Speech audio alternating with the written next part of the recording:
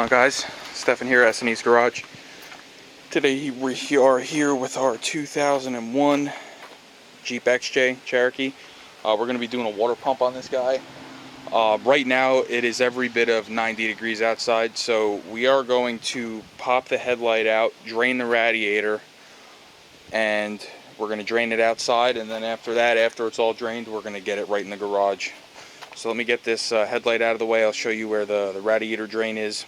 We'll get it right inside. Alright guys, so we got our headlight out. You got 2 screws up here. The whole bezel comes out. And then you have 4 screws. 1, 2, 3, 4. They hold the headlight in. And you have 2 screws down here, 1 here, and 1 here to take the marker out. And then that's going to be your radiator drain right there. Now depending on which style radiator you have, this is an aftermarket. I have a Phillips head plug in mine. Some of them are just like wing nuts. So we're going to go ahead, we're going to drain this completely, and then we're going to get it in the garage. Alright guys, so we got the Jeep in the garage. The first thing that I am going to do is break these bolts on this water pump pulley loose, so that I can get them off nice and easy when I remove the water pump, because you're going to have to get them off. And I'm just looking here, it looks like the water pump is going to be part of the power steering bracket. So what I'm also going to have to do is take those 2 bolts off. I might have to take these 2 bolts out of the intake manifold where the power steering pump bolts to, and just kind of move this whole thing out of the way. So let me get those bolts cracked loose. Let me get this belt off. The tensioner's right here. You're going to loosen your 15mm jam nut there and then back that off. We're going to slip the belt off, and we're probably going to have to take this fan shroud out. It's definitely going to be in the way. And we might even take that cooling fan off. I'm really not sure yet. So let's just get started and see what we got here. I'm going to start, like I said, by removing and loosening those bolts and taking the belt off. Alright guys, we got our water pump pulley off. It was 4 13mm bolts. Like I said, we loosened them before we took the belt off, so we used the belt tension to break them loose. And here's where we are at now. So up next, we're going to take these 2 bolts that attach the power steering bracket to the water pump. We're going to get them out. They look like they might be 15mm. I'll let you know once I get them off. And like I said, we may have to take these 2 bolts on the power steering pump that connect the pump to the intake manifold off to move this whole thing out of the way.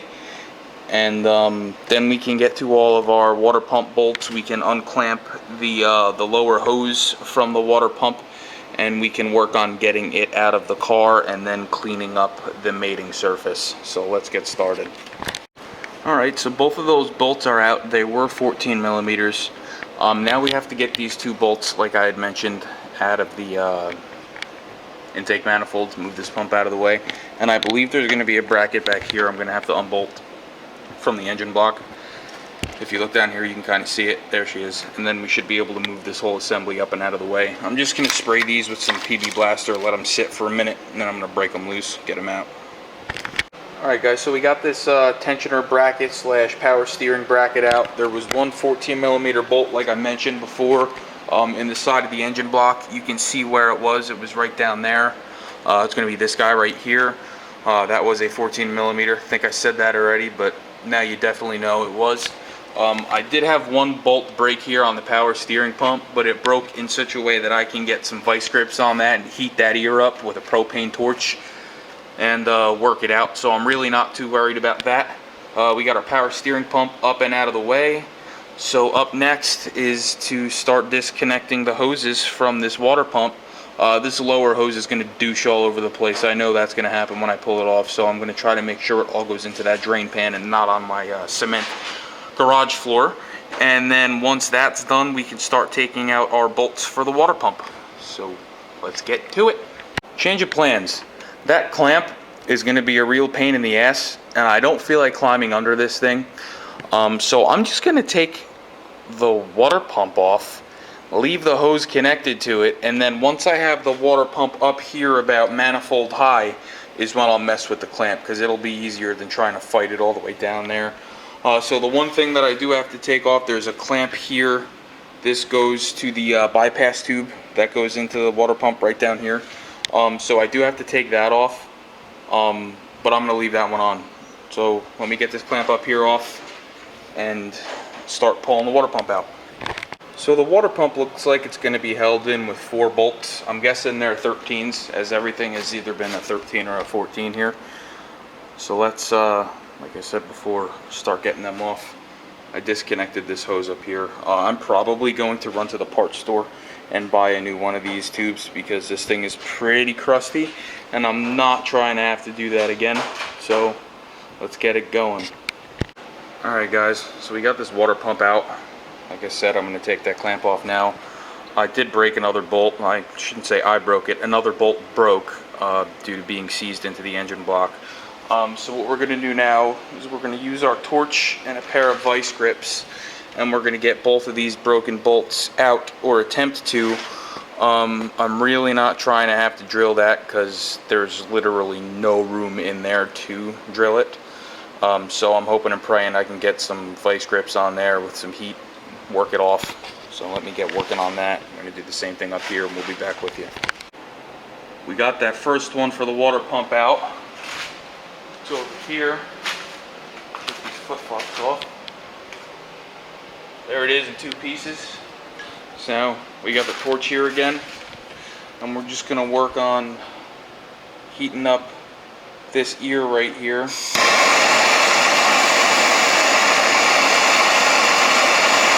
Make sure we keep all that heat away from the fuel line. So we got to kind of play it safe here. But we're going to get this, you know, relatively hot, like so. Alright, so that should be good. Now we're going to take our vice grips.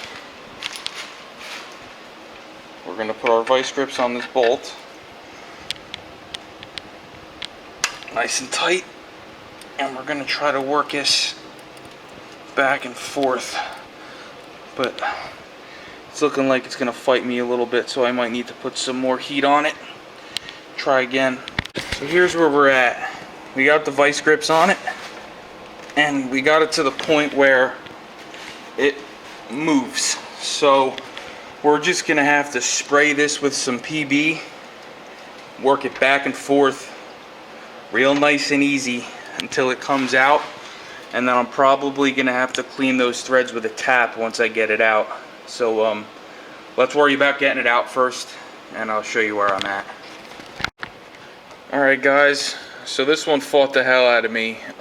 Number one, because it's in aluminum, and it's really hard to keep aluminum hot. Every time you pull the torch off it, you know, it absorbs that heat real quick. And with the fuel line being right there, I had to be very careful and tread very lightly with how I was heating it. So we got it off. It's over here. Right here, you see where I was grabbing it with the vice grips. So we're pretty much done for the night. I had to go ahead and, like I said, I went ahead and ordered this new piece here from Rock Auto. It should be here within the next couple of days. So we're going to go ahead and fire this thing up, back it out into the driveway, get my other car back in the garage, and then we'll get this thing back in once I have the rest of my parts. I do want to show you guys, this is the new water pump. So if you look, let me just put this down real quick. If you look, here's the new water pump. You spin it, doesn't make any noise, and it spins nice and freely. If we pick up the old one and do the same thing, we give it a spin. I don't know if you hear that, but the bearings in this thing were absolutely shot. So it's a good thing we're doing it. The main reason we're doing it is because it started leaking. But in a way, I am glad that it did start leaking, because the last thing I need is this thing blowing apart on me in the trail. So yeah, I'm going to start recording again when we get the parts, and we'll see you in a day or two. Hey, what's going on, guys? We're back with you here. We had a couple of days of bad weather, and I had to get this thing out of the garage, so it's kind of been sitting for a little while. I'm at the point now where I've just started scraping the old gasket surface and, you know, get the old gasket off with my gasket scraper here. I'm just going to continue doing that until I get to a point where I can, you know, use my whiz wheel and we'll really get that nice and clean and get it ready for the new water pump gasket. Alright guys, so I had a small problem getting this pipe to thread on with that red pipe dope that they put on there. So I wire brushed it off as good as I could, and I put some white Teflon tape on and I threaded it in that way, and it worked great. So now we're going to get under the hood. I scraped as much of that gasket off as I could, and we're going to use the whiz wheel to clean it up the rest of the way.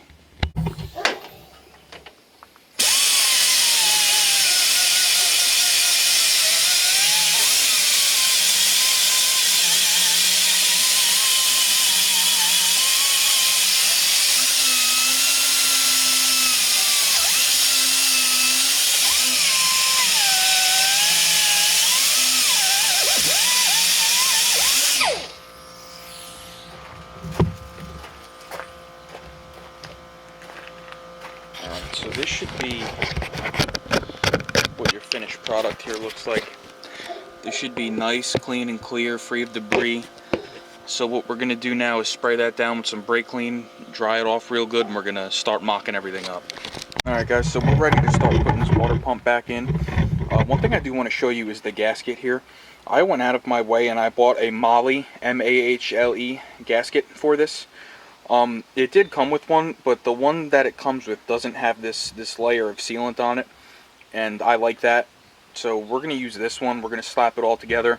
You don't have to kill these bolts, just good and tight is good enough, because, you know, you don't want to break the bolts or anything like that. So let's go ahead and let's start getting it back together. Alright guys, so first and foremost, don't mind my neighbor's dogs. If they bark, they see me outside and they freak out every single time. Never fails. But we got our water pump in with our 4 bolts. I replaced the 2 broken ones, or the 1 broken one, whatever it was. So you can see the nice shiny new bolt there. And then I put a new one down at the bottom too. I did have to adjust this hose a little bit, this pipe here. So you might have to twist and turn it a little bit to fine tune it once you get it in. But what I can start doing now is disconnecting my hoses, so I can do my lower hose. I can connect this bypass hose up here, and I still have to go to the store and get a replacement bolt for this power steering bracket here. But yeah, we can finally start getting it back together. So let's connect our hoses and start getting it back together. So we got our lower hose back on, and we got this bypass hose back on. I did trim this hose a little bit because the inside of it was pretty crusty and I didn't want to run into any leak issues.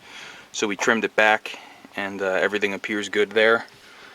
So now it's time to run to the hardware store, find a bolt that'll work for that power steering pump, and then we can get that back bracketry back in, and I can put the water pump pulley on loosely, because I can't torque it down until I have the belt on to keep it from spinning.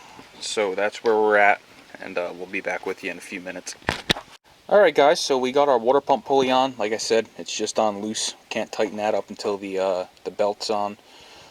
So what we're going to do next is get that power steering bracket with the tensioner on it. We're going to set that into place, tighten it down, and then slide the power steering pump into place. Alright, we got our power steering bracket into place with these 2 14mm bolts and the 3rd one back here on the engine block. So now we're going to go ahead, get the power steering pump in, and we're going to get ready to put the belt on. Alright guys, we got our power steering pump in with our 3 bolts. Up next we're going to put the belt on. My Jeep was kind enough to come with a belt routing diagram. If yours didn't, just pause the video right here, take a look at this diagram, and this will help you get it on. So let me just leave it here for a couple more seconds so you can pause, and we'll get the belt on. Alright guys, we got our belt routed. We're going to go ahead and tighten it down by tightening the tensioner here and then locking the jam nut on the pulley. You don't want to make it too tight. You want to make it so you have about 1/2 inch of deflection either way, and you just want to be able to twist the belt. You don't want to be able to twist it too far. You want to be able to go like 90 degrees. So let me tighten everything down. I'll show you what it looks like when I'm done.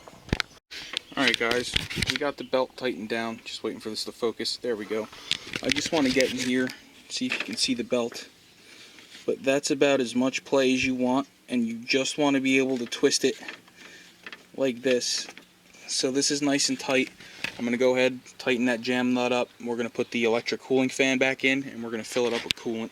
And we're also going to plug our coolant temp sensor back in. I take that out and unplug it while I'm tightening the belt, just to give myself some more room with the ratchet.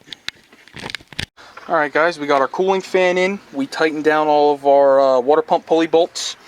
So this job is pretty much done. We're going to fill her up with coolant now. We're going to reconnect this overflow hose, and we're going to fire it up and bleed it.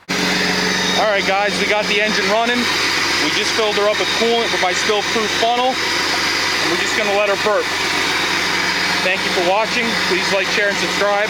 We'll see you on the next one.